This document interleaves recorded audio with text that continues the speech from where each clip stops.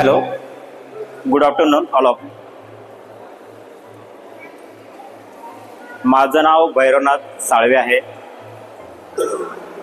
मी आज तुम्हाला माझ्याविषयी तुम्हाला एक सांगतो. या हॉस्पिटलचं खूप मोठं हे आहे.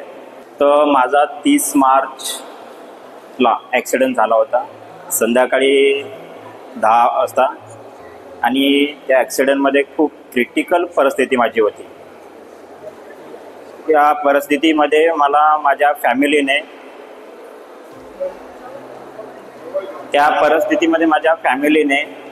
मला मेडिकवर हॉस्पिटलमध्ये इमिजिएटली तिथून माझ्या फ्रेंडनी सांगितलं की एक हॉस्पिटल आहे मेडिकवर म्हणून, तिथं तुम्ही जावा, तुम्हाला सगळ्या सुविधा, कुठं तुम्हाला जायची गरज नाही लागणार.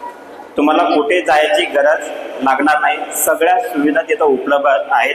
तुम्ही बाहेर छोट्या हॉस्पिटलला जासाल तर तुम्हाला प्रत्येक वेगवेगळ्या टेस्टसाठी CT स्कॅन काय असेल एव्हरीथिंग सगळं वेगवेगळ्या ठिकाणी जावं लागेल. पण त्या हॉस्पिटलमध्ये सगळ्या सुविधा आहेत. डॉक्टरसुद्धा सगळे अवेलेबल असतात, तिथे प्रत्येक 24 तास अवेलेबल असतात. आणि मला इमिजिएटली मेडिकल हॉस्पिटलमध्ये इमर्जन्सी डिपार्टमेंटमध्ये आणलं.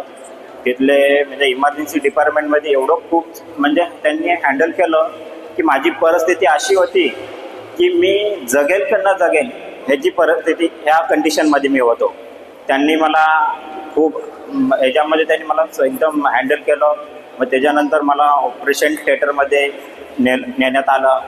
मग त्या ऑपरेशन थिएटरमध्ये जे डॉक्टर्स होते आपले Ridhima madam, Harish Naik sir, Sharif sir, Nitish Arora sir, हे इमिजिएटली म्हणजे आमच्या फॅमिलीला असं वाटलं की नव्हतं की एवढ्या क्विक ह्याच्यामध्ये की रिस्पॉन्स भेटेल म्हणून.